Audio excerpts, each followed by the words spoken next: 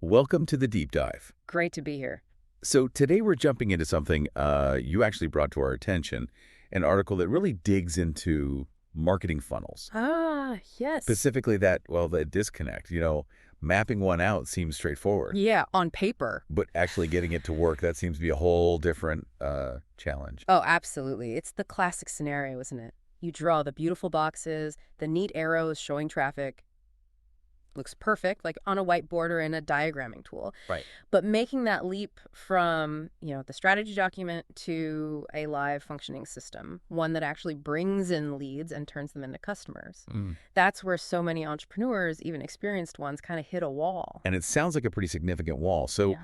today, our mission really is to unpack that gap. Okay. We're going to explore why it even exists, the frustrations it causes, which sound very real, the potential consequences when things go wrong, Which they often do.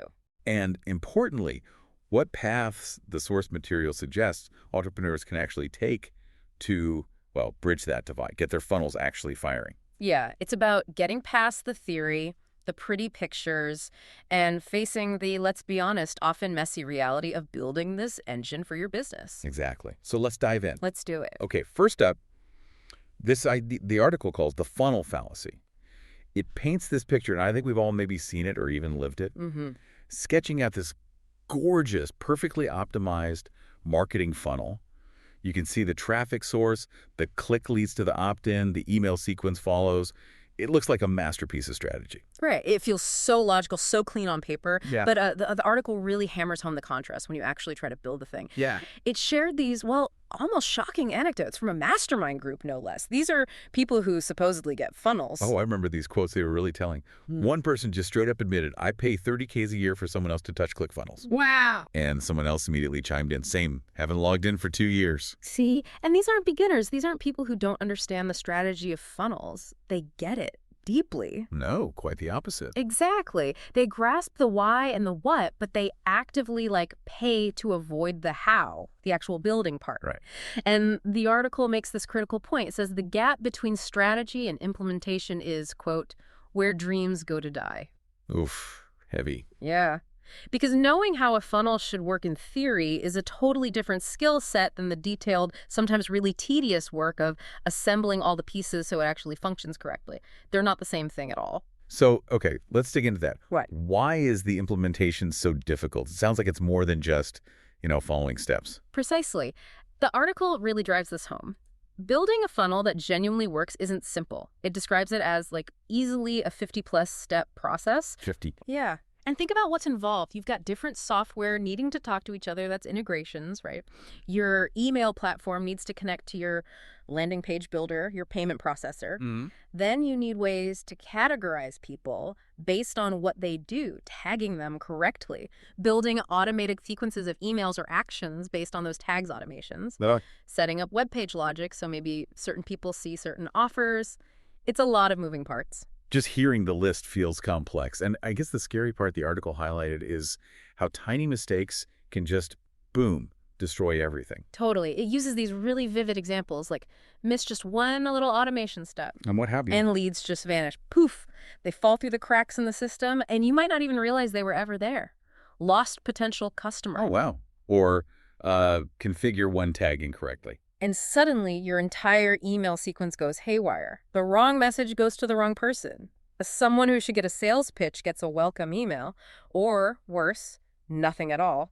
Nightmare. And the one that really got me, the nightmare fuel example from the article, you fail to test your checkout properly. Oh, yeah. And payments just don't go through. People try to buy but can't. Exactly. It's this horrible cascade effect. And these tech slip-ups, they aren't just causing you stress and lost money behind the scenes. Right, it hits the customer. Directly. It leads to confused, sometimes really angry prospects sending emails like, hey, did you get my payment? Or why didn't I get the thing I bought? And that kind of bad experience, it can sink your reputation fast. Really fast. Okay, so given that level of complexity and the frankly, terrifying potential for errors, it makes sense that the first reaction for a lot of entrepreneurs is just, nope, not doing that. I'm hiring someone. Yeah, that's the logical leap, right? Let's find a tech team, a funnel building agency, maybe a specialized virtual assistant. Delegate it. That is the common path people look at first. Yeah. But the article immediately flags the big cat, the significant cost. Yeah.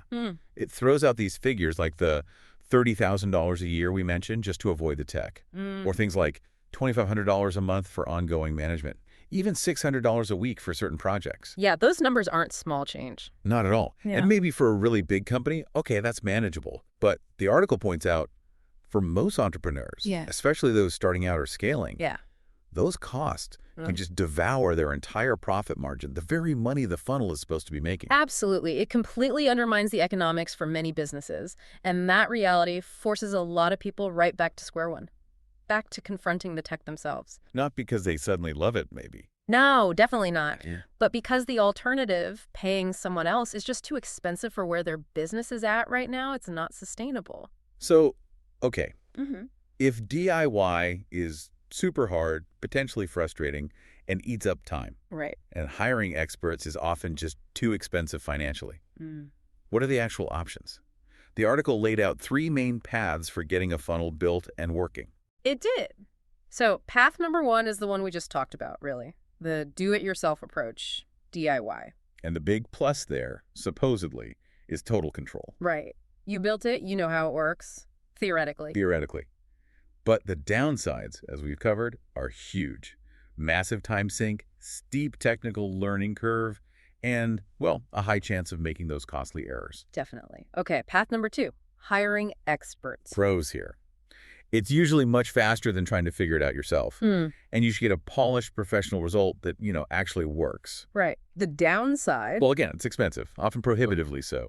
And you can end up really dependent on that agency or expert for every little tweak or update down the line. Compounding costs. Creates a dependency, yeah. Okay, and then there's the third path the article brings up, using a pre-built system. Right. What did it say about that? The pros listed were things like speed, affordability, at least compared to hiring full-time experts, and scalability. Yeah, the idea here, according to the article, is that a lot of the really tricky foundational stuff is already done for you, like the basic plumbing. Exactly. Think pre-configured integrations between common tools, baseline logic flows, automation frameworks already set up. It's not like a rigid template you can't touch, but more like a robust starting point. You customize it for your specific offer and audience, but you don't have to build every single connection, every tag, every basic automation from absolute scratch. I see. The article suggests this kind of approach can cut down the pure technical build workload by something like 80 or even 90%. Wow, 80 to 90%. That sounds significant. Like it directly tackles that complexity problem we were talking about. That seems to be the promise, yeah. Less time wrestling with the tech, more time on the strategy and the content. Okay, so if those are the 3 paths, DIY, hire experts, use a pre-built system, how does someone listening figure out which one is right for them right now? The article has some good questions for that. It did. It really prompts some honest self-assessment. Like, first up, do you currently have significantly more time or more money available? And you need to be realistic about that. Good question. What else? Are you genuinely comfortable, or maybe even enjoy, diving into technical problems? Troubleshooting when, because it's always when, not if things go wrong. That's a big one. Personality type matters there. Totally.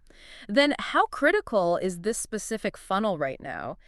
Is it absolutely foundational to your core business growth, or is it more experimental? Okay, the strategic importance. And the gut check question, laying it bare. Can you comfortably afford to invest, say, $2,000 a month, maybe significantly more, on an ongoing basis for technical help to build and maintain these systems? Right. That really puts it in perspective. And the article's takeaways seem to be, if you look at those questions and your honest answers are mostly no. Yeah. Like you don't have tons of spare time, you're not a tech whiz who enjoys troubleshooting, and you can't easily stomach thousands a month in tech costs. Then what? Then exploring path 3, a pre-built funnel system, might be the most realistic and, frankly, effective next step, just to actually get your strategy off the whiteboard and into the real world. Yeah, it connects back to that core frustration the article identified, that growing gap between the vision, the brilliant strategic potential of a funnel, and the execution, the often brutal technical reality of building it. That gap is where so much entrepreneurial energy, potential, and let's face it, money just gets lost. So the big takeaway, really reinforcing the article's main point, isn't just about having great ideas for funnels. No, not at all. It's maybe even more about the execution, successfully implementing those ideas, Right. planning for that implementation phase right from the beginning, understanding what's truly involved, acknowledging the complexity, and then proactively choosing the support model that fits you and your business right now. Whether that's deciding to grind through the DIY Or making the big investment in experts. or leveraging something like a pre-built system. Exactly. That planning and choosing is essential if you want to turn that funnel diagram from just a nice drawing into actual reliable income.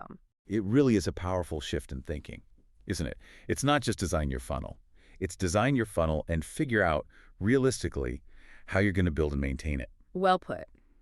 And the article wrapped up with a really neat thought. It said, let your funnel be a launch pad, not a roadblock. Oh, I like that. A launch pad, not a roadblock. That's a perfect way to phrase it. Yeah. So maybe the final thought for you listening is to reflect on your own business. Any funnels you're working on or thinking about. Are they feeling like a launch pad right now, actually propelling you forward? Mm-hmm. Or have they maybe become one of those frustrating technical roadblocks we've been talking about? And based on this dive, understanding that crucial gap between strategy and implementation, what steps might you need to consider next? Which path makes the most sense for you to finally close that gap? Definitely something to think about.